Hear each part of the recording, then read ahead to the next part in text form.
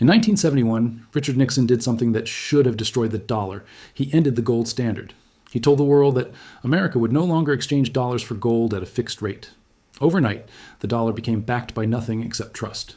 Every economic textbook said this should trigger a collapse in dollar demand. Why would the world hold a currency backed by nothing? But the dollar didn't collapse. In fact, over the following decades, it became more dominant than ever. The dollar's share of global reserves grew. Oil was priced in dollars. International trade settled in dollars. The entire global financial system ran on dollars more completely than it ever had when the dollar was backed by gold. How? How does a currency become more powerful after its backing is removed? The answer is a secret deal struck in the Saudi desert in 1974. A deal so consequential that it created the foundation of American financial dominance for the next 50 years. A deal that replaced gold with something even more valuable, oil. A deal that is now unraveling. And when it fully unravels, the consequences for every dollar you own will be unlike anything the modern financial system has ever experienced. Stay with me. To understand the 1974 deal, you need to understand the crisis that made it necessary. By 1971, America had a serious problem. Throughout the 1960s, the U.S. had been running budget deficits to fund the Vietnam War and Lyndon Johnson's Great Society social programs simultaneously. Guns and butter, as economists called it. The result was that America had printed more dollars than it had gold to back them. Foreign governments, especially France, noticed this discrepancy and started demanding gold in exchange for their dollar reserves. French President Charles de Gaulle famously sent a battleship to New York Harbor loaded with dollars, demanding gold in return. America was running out of gold. By August 1971, the math was undeniable. Nixon had two choices: dramatically cut spending and raise interest rates to restore confidence in the dollar, or abandon the gold standard entirely. He chose the latter. On August 15, 1971, Nixon announced that America would no longer convert dollars to gold. The Bretton Woods system, the foundation of the post-war financial order, was over. The immediate reaction was panic. The dollar fell sharply against other currencies. Inflation surged, gold prices spiked. America's trading partners were furious. They had built their financial systems around the assumption that the dollar was as good as gold. Now it was backed by nothing. Nixon needed to find a new anchor for the dollar, something that would make the world need dollars regardless of the gold backing, something that every country on earth required and couldn't avoid. His Treasury Secretary, William Simon, identified the answer: oil. In June 1974, Simon traveled to Saudi Arabia for a series of meetings that would reshape the global financial order. The deal he negotiated was elegant in its simplicity and devastating in its implications. America offered Saudi Arabia two things. First, military protection, American weapons, American training, American security guarantees. In a volatile Middle East, with powerful neighbors and internal instabilities, this was enormously valuable to the Saudi royal family. Second, a privileged economic relationship, American investment, American technology, American political support on the international stage. In exchange, Saudi Arabia agreed to two commitments that changed everything. First, Saudi Arabia would price its oil exclusively in US dollars. Every barrel of Saudi oil sold to every country in the world would be denominated in dollars. Buyers, whether Japanese, German, French, or Chinese, would need dollars to purchase Saudi oil. Second, Saudi Arabia would invest its surplus oil revenues, the petrodollars it accumulated from oil sales, in US Treasury bonds. Saudi oil money would flow back into American government debt, financing American spending at favorable rates. The deal was then extended to the other OPEC nations. By 1975, all OPEC members had agreed to price oil in dollars. The petrodollar system was complete. The genius of this arrangement was that it recreated the gold standard's essential mechanism without gold. Under the gold standard, countries needed to hold dollars because dollars could be exchanged for gold, a universally valued commodity. Under the petrodollar system, countries needed to hold dollars because oil, the essential commodity of the modern industrial economy, could only be purchased in dollars. You couldn't run a factory, power a city, or fuel an army without oil, and you couldn't buy oil without dollars. Every country on earth suddenly needed dollars, regardless of whether they trusted American fiscal policy. This is what saved the dollar after 1971. Not economic discipline, not sound monetary policy. A deal in the Saudi desert. For 50 years, the petrodollar system worked exactly as designed. It gave America what economists call an exorbitant privilege, the ability to run trade deficits and budget deficits that would bankrupt any other country, because the world's constant demand for dollars absorbed the excess supply. America could print dollars to fund wars, social programs, and tax cuts because the global economy needed those dollars to buy oil. The demand was structural, constant, and enormous. Consider what this meant practically. Every time Japan bought oil from Saudi Arabia, Japan first had to acquire dollars.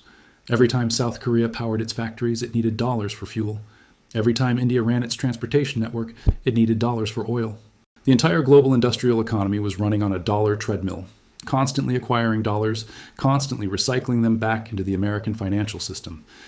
This is why America could borrow $36 trillion without triggering the kind of currency collapse that destroyed Argentina or Weimar Germany. The world didn't just accept dollars, it actively needed them for the most essential commodity in the industrial economy. The petrodollar system was the invisible infrastructure that made American financial dominance possible long after the economic fundamentals justified it. And then, gradually, that infrastructure started cracking. The first major crack came in 2022. Russia invaded Ukraine. America and its allies responded with the most sweeping financial sanctions in history. They froze $300 billion of Russian central bank reserves held in dollars and euros. They removed Russia from SWIFT. They effectively weaponized the global dollar system against a major economy. The immediate effect on Russia was severe, but the secondary effect, the one that matters for the petrodollar, was that every country watching drew the same conclusion. Dollar reserves can be seized. Dollar access can be revoked. The financial infrastructure that everyone assumed was neutral turned out to be a weapon that America could deploy against any country it chose. China watched very carefully. China holds $800 billion in US Treasury bonds and over $3 trillion in total dollar-denominated assets. The Russia sanctions demonstrated that these assets could theoretically be frozen if America decided to sanction China over Taiwan, over trade disputes, over any number of potential conflicts. From China's perspective, holding dollars suddenly looked like a strategic vulnerability rather than a safe reserve. China began accelerating every alternative it had been quietly building. CIPS, its SWIFT alternative, expanded rapidly. Yuan-denominated trade agreements multiplied, and then came the move that directly targeted the petrodollar's foundation. In March 2023, Saudi Arabia announced it was open to settling oil trades in currencies other than the dollar. In the same month, Saudi Arabia and China conducted their first yuan-denominated oil trade. A Chinese state energy company purchased Saudi crude oil and paid in yuan. For the first time since 1974, a significant quantity of Saudi oil changed hands without touching the dollar system. This was not a small transaction. This was a signal. Saudi Arabia, America's partner of 50 years, the architect of the petrodollar system, the country whose deal created dollar dominance after 1971, was publicly demonstrating willingness to transact outside the dollar framework. Why is Saudi Arabia doing this? The answer requires understanding how dramatically the relationship between America and Saudi Arabia has changed since 1974. In 1974, America was the world's dominant military power and Saudi Arabia's indispensable protector. The deal made obvious sense. Saudi Arabia exchanged oil pricing for security guarantees it desperately needed. In 2024, the calculation is different. America's shale revolution made the U.S. energy independent. America no longer needs Saudi oil the way it did in 1974. The strategic imperative that made Saudi Arabia essential to America has diminished. Meanwhile, China has become Saudi Arabia's largest oil customer, buying more Saudi crude than any other country. If you're Saudi Arabia and your largest customer is China, and China is offering yuan for oil, and America no longer needs your oil, and America's reliability as a security guarantor has been questioned by its chaotic withdrawal from Afghanistan, why maintain exclusive dollar pricing? Saudi Arabia is not abandoning the dollar. It is diversifying. It is creating optionality. It is positioning itself to transact in multiple currencies, depending on which relationship serves its interests at any given moment. This is rational behavior for a country that has watched the geopolitical landscape shift dramatically since 1974. But for the petrodollar system, even partial diversification is corrosive. The system's power came from its universality. Every oil transaction, everywhere, in dollars, always. Once exceptions exist, once yuan transactions become normalized, once other currencies gain a foothold in oil markets, the structural dollar demand that has underpinned American financial dominance begins to erode. Other OPEC nations are watching Saudi Arabia. The UAE has conducted yuan-denominated oil trades. Iraq has discussed settling some oil sales in euros. Russia, cut off from the dollar system entirely, now prices its oil in rubles, and yuan for buyers willing to circumvent Western sanctions. The petrodollar consensus that held for 50 years is fraying at the edges. Here's what this means in practical terms.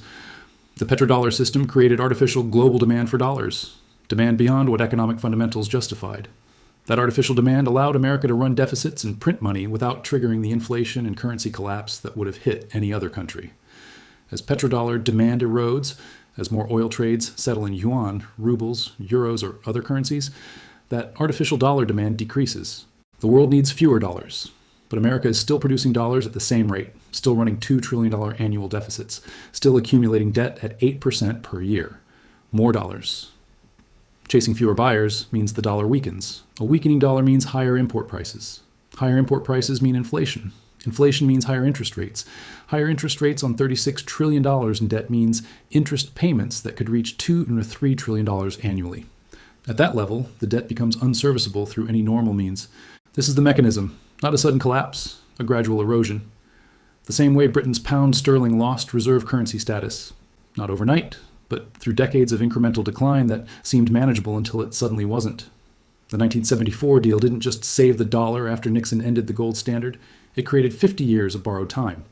Time during which America could run deficits, fight wars, expand entitlements, and accumulate debt beyond what its economic fundamentals should have permitted. That borrowed time is ending.